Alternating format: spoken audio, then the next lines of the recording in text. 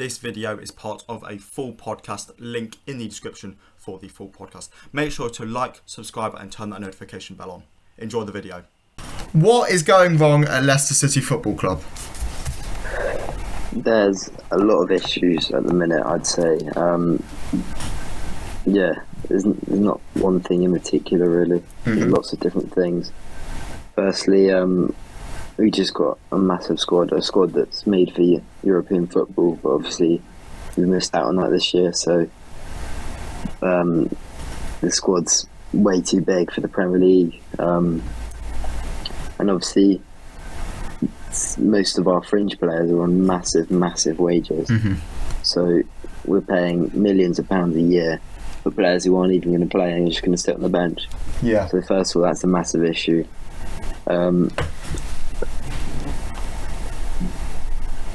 What else do you think's going wrong? Because there's more. I presume there's more than just the squad. You know, you've got.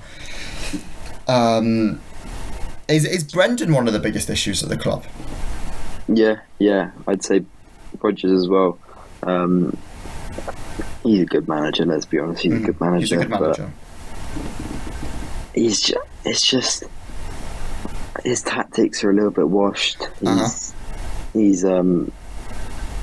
It's all just gone a little bit stale, to be honest. Yeah, I think he always makes excuses in his interviews after the games and stuff, and we're playing boring possession football. That's just not working, is it? We need no. I mean, we need. Go on. There you go. All right. I was going to say it screams the end of Claude Puel. Yeah, you know, it does. Just lethargic football, you know, side to side, you know, side and backwards. You know, I'm surprised Nonplus Mendy hasn't come into the side yet and, you know, started playing, you know, like he did under Puel, just to sit at the base of that midfield and just pass it to the side and pass it backwards. You know, we weren't progressing the ball, and we're not doing that now. We're not playing to Jamie Vardy's strengths. He's quite low on confidence, I think it's clear to see. I think Rodgers is a big issue. Away from the tactics, you know, he's bringing out excuse after excuse in interviews. One thing that I did hear, actually, and I think I heard Matt Piper talk about it on BBC Leicester, Rodgers keeps talking about this rebuild that he wanted and he hasn't got. Why is he still talking about it when it's not happening? If you're a player in that dressing room and your manager's going, oh, I wanted to replace you pretty much, you know, he's going out and saying, you know, I wanted 5 or 6 new players. Probably, you know, some of those players, you know, would have expected to move on. And he's still talking about it. That's not going to do their confidence any good. Why is he still talking about it? Yeah, that's not good at all. He's, in my opinion, I think he's lost the players. It all seems like a little bit of a mess behind the scenes. When I watched Forest yesterday, they're not amazing, but they were all fighting for each other. There was a lot of passion, a lot of energy. When I watch us, I don't see that at all. They're not fighting for the manager or anything. It's just all a little bit boring and slow. But then again, I feel a bit sorry for Rodgers because he wanted a rebuild. He wanted new players, and he's not got that. And yeah, us fans are promised a rebuild, and we didn't get that. We didn't get it. No, it's a difficulty. It really is. Why can't the football club sign anybody? Because they haven't. I mean, they signed Alex Smithies, granted, but that's not the calibre of signing I think fans were expecting. Why haven't they been able to pick anybody up? You know, is it squad space? Is it a lack of money, which some people seem to be reporting? It's a bit of everything, to be honest. You know, like I said, the wage levels are just too high, and also the squad size is massive. But you'd still hope we'd bring in a few players either way. But the issue with the squad size is that we got fringe players earning around 70k a week, and you know, a club offers a fee, we maybe negotiate or we maybe accept the fee, then they go into private negotiations. And obviously, if they're having 70k a week with us, and then the team wanted to buy him, offers them 40k a week. They don't accept it. This seems a little bit specific. They make a public statement saying, "Oh, I want to stay and play." Well, it's happened mainly with Vestergaard. Yeah, that's what I was. Yeah, with Sumare. Yeah, the numbers sounded similar with Vestergaard. I must say, I thought that was the one you were basing it off. Yeah, it's happened with Sumare. Rodgers said he wanted to leave, and now he said he wants to stay. That seems to be a whole merry-go-round. Granted, apparently he looked really good at the weekend. Yeah, he did. But, he seems to be one. Pratt, I could still see Pratt moving on, to be honest. Because even though there seems to be no interest, things can move really, really quickly on deadline day. We weren't interested in Lookman until the 30th last year. We weren't interested. And yet, suddenly, it just happened on deadline day. So I could easily see things, moving quickly. And I think Pratt is one of those players I could see moving on. Perez is another one. I see a few of the French players going out this week, but not even like this you week. Said, deals can move. Well, between now and Thursday. They've got 3-4 days. Obviously, teams at this stage do wait until deadline day more to get their business done. Hopefully, we're not. And I don't care if Fafana's not going to be announced until deadline day. You start moving and you start making signings before then, because we have the money at this point to make the signings. We need to hurry up and we need to start getting things done, because they're not good enough. Personally, what would you do between now and the end of the window?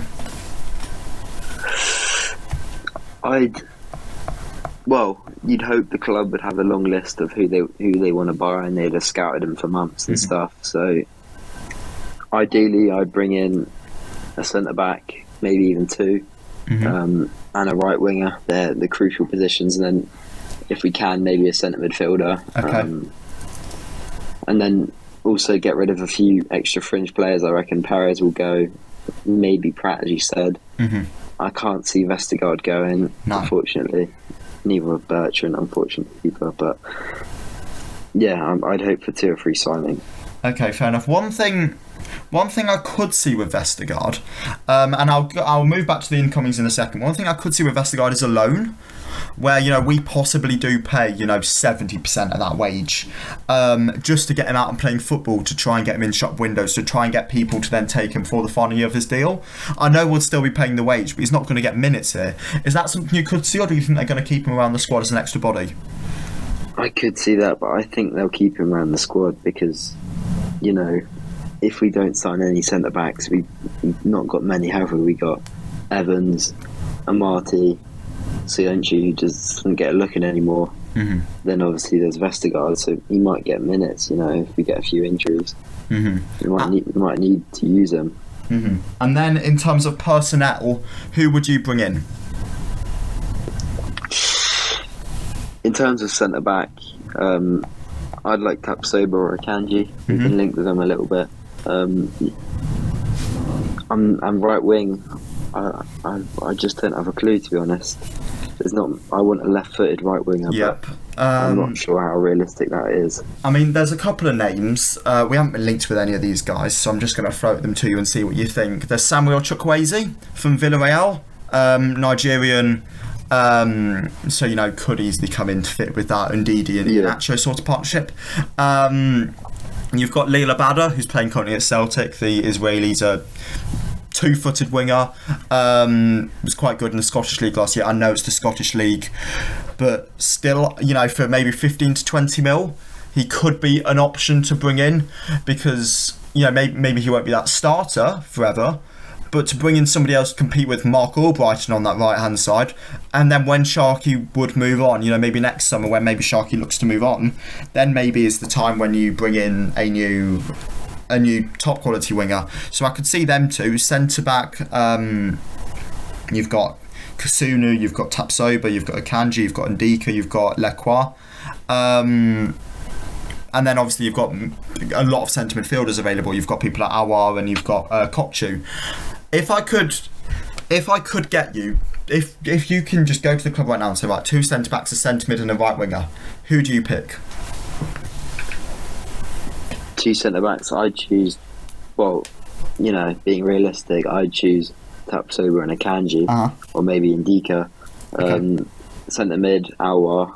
Okay. Hasn't been amazing recently, but he's a very good player. And right wing, I would have loved Hudson-Odoi. Can't really see that happening anymore. Maybe Mateus Pereira. We've been linked with him a little bit. Okay. I would have loved Madueke, but he's obviously done his ACL, so that can't happen as of now. But yeah, right wing, there's not many names that I'm certain on, to be honest. There isn't, no. I'm just checking now. However, I am 90% sure that... Okay, so Fabrizio said that Chelsea are finally closing in on 2 departures. Callum Hudson-Odoi will join Bayer Leverkusen on loan in the next hours. So by the time this goes out, Hudson-Odoi will have probably joined Leverkusen. We are recording this at 10 to 2 on Monday lunchtime. So because it's getting to the end of the window, things will change very, very quickly. So just a little bit of context there. Okay, so we've gone through people we could bring in, and obviously some of the departures. Obviously, I think Wesley Fofana will leave the club. That's quite obvious at this point. Fabrizio Romano has given it to the here we go. How big of a loss will Wesley Fofana be for Leicester City? It'll be a big loss. We saw last season when he got injured, we dropped off a little bit. Quite a lot actually, and we really missed him. It depends who we recruit for his replacement. If we got Akanji and Tapsoba, then we might be alright. I think we'll be alright, but yeah, I think playing Evans and Amati alongside each other for a whole season is not going to end well. No. So you're worried then? Well, if we don't bring in 1 or 2 good centre backs, Yeah. Okay, fair enough. And just to touch on Fofana as a player, away from replacements and away from all of this, I would say, do you think it's been a success at Leicester? But the answer to that would be yes, even though he hasn't played much. But what do you make of his antics recently? I'm very upset by it, to be honest. It's just disrespectful. He obviously got a terrible injury last year. We nursed him through it. Fans still kept faith in him, kept paying his wages, obviously. Still gave him good support. Gets out of it, we rewarded him with a new bumper contract. He says he loves the fans, how it's his club. And then a few months later, he's the first bid that comes in for him. He refuses to train, refuses to play. It's just disappointing. Don't want that from any player, to be honest. So if that's how he's going to be, then I'm glad he's gone. But he was, a couple of months ago, he was one of my favourite players. Maybe even a couple of weeks ago. But now I'm just disappointed in how he's acted, and it's just disrespectful, to be honest. Agreed. I mean, you can say you love the club and say you love the fans and, say you love the city. But then, when you sign a new contract, but then 3 months later, you're going to go and start acting like an absolute spoiled brat. And the annoying part is that in the contract he signed, we weren't going to listen to any offers until 2023 minimum. And he's gone back on it. 2022, the first bit of interest, then he's gone. I think in a couple of years' time, Real Madrid will come in for him, and he'll be gone too. Yeah, that would be his dream move. I've said that to Chelsea mates. I've been like, just wait until 2024, 2025, and Real Madrid will be the dream move. Because when he's talked about clubs he wanted to move to in the past, Real Madrid has been that big one that he's always mentioned. So I can see Real Madrid. Oh yeah, if they come in for him, he'll do the same thing he's done with us, and the same thing with St Etienne as well. Indeed, yeah. Okay, so moving back towards the club then. I hate to ask this question now. I think I know what the answer is going to be. But is relegation a genuine issue for Leicester City Football Club? As of now, it is. We're 20th place. I know it's only 4 games in. But, it's not looking good. I said earlier that the standard of the bottom half of the table is better this year. There's not 5 nailed on teams that are going to be down there. It could be anyone, and honestly, we could get pushed into that if we're not careful. This next 3 days or whatever are crucial for us. We need to bring in 2 to 3 new players, spend that for fun, money wisely, and then ultimately this week we've got a game at home against United and away against Brighton on Sunday. We need to get points out of those games. If we don't, we're going to be quite a long way behind, to be honest. And yeah, we could easily get pushed down. I don't think we'll go down personally. We're a little bit too good, but it could be close. Yeah, I mean, people did say the same thing about Everton last year. They're too good to go down. I don't believe in the too good to go down thing. I don't think it's true. I think if you're bad enough, you can go down. I just think... That's true, but we just can't. It's impossible that a club like us goes down with Maddison, with the players. Fafana. I know what you mean. The players, but obviously, Yeah, I know what you mean. I do know what you mean. I think if it were to get to a stage where it was looking that bad, we'd sack Rodgers, we'd bring in a new manager, get the new manager bounce, and things should be okay again. Yeah. You'd think we're going to have a few good spells this season. Exactly. And we're not going to keep on losing. We'll win enough games. That's what you hope. But I guess we'll just have to see what happens. If Rodgers picks up 0 points this week, I can see him going. Yeah, potentially. Because they are 2 pretty hard games, though. 1 point off 6 games is unacceptable. Okay, maybe give him an extra week because no manager wants to come in 2 days after deadline day. But I don't think he will last the season.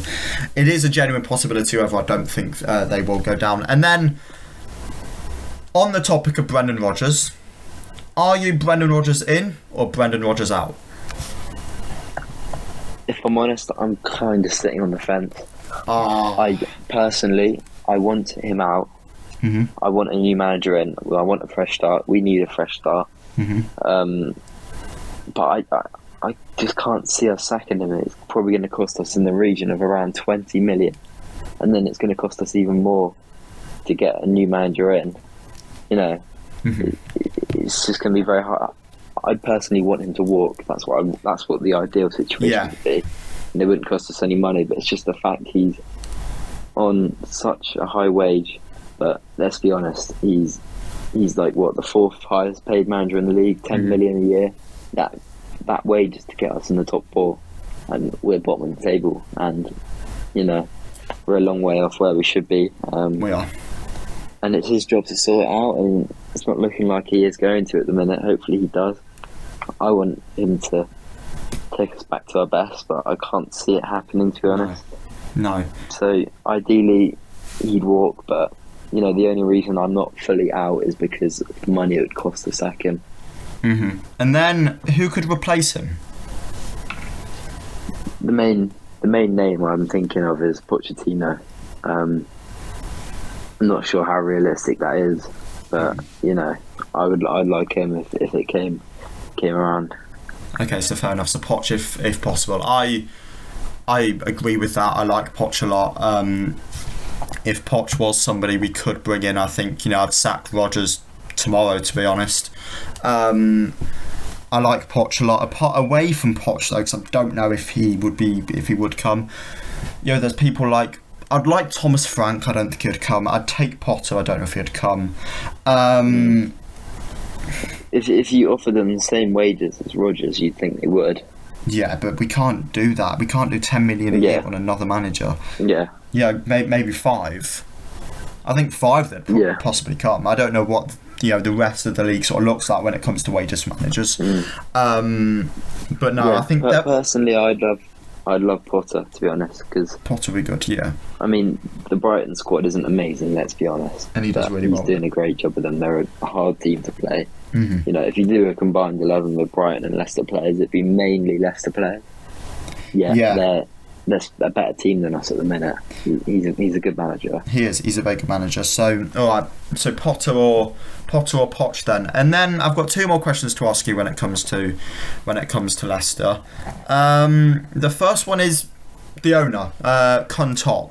Now, I saw something the other day by an Instagram account called Lee78LCFC, who was looking at Top's net worth. Now, in 2019, he was worth $3.7 billion dollars, I think that is. In 2022, he's worth $1.7 billion. That is a big fall off. 2 million over the course of 3 years. 2 billion, sorry, over the course of 3 years. Do you think Top could sell the club? And are you worried about Top selling the club? I'm not entirely sure, to be honest. There was rumours of it like a week or two ago. They were all rubbish, obviously. But when you think deep into it, it is possible with the loss he's had. But I don't think he will, but it is possible. You don't think he will, but it's possible. And if he were to sell the club, would you be worried about the club?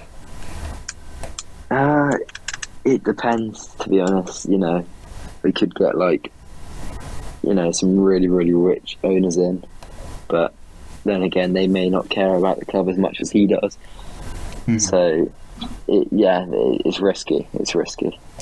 Then again, I don't think he'd sell to like a nobody. He'd take care in it. Yeah. All right. Yeah.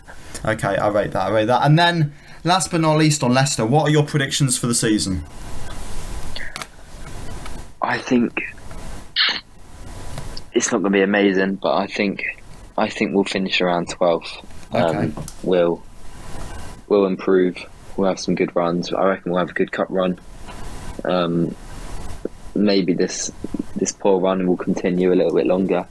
But I think we'll be all right. And I think next season we will have a rebuild. We'll get some good players in, and I'm not sure whether Rodgers will last the season, but I think we'll finish in the mid-table region. Okay, fair enough. And then cups, can you see a cup run? What are your thoughts on that? Yeah, I reckon we might go on a Carabao Cup run, potentially. Obviously, in the last few years we've had Europe, so we've had more games, but now I guess we can focus on the cups more. Maybe it's something Rodgers will target. If we're kind of mid-table in the league, might target the cup, since that's what we got a chance in. Obviously, we did that in the FA Cup a couple of years ago. But yeah, I could see us going on a cup run if we sort ourselves out. Okay, fair enough, mate. Alright, I think we'll take another short break here before you join us back for the transfer review.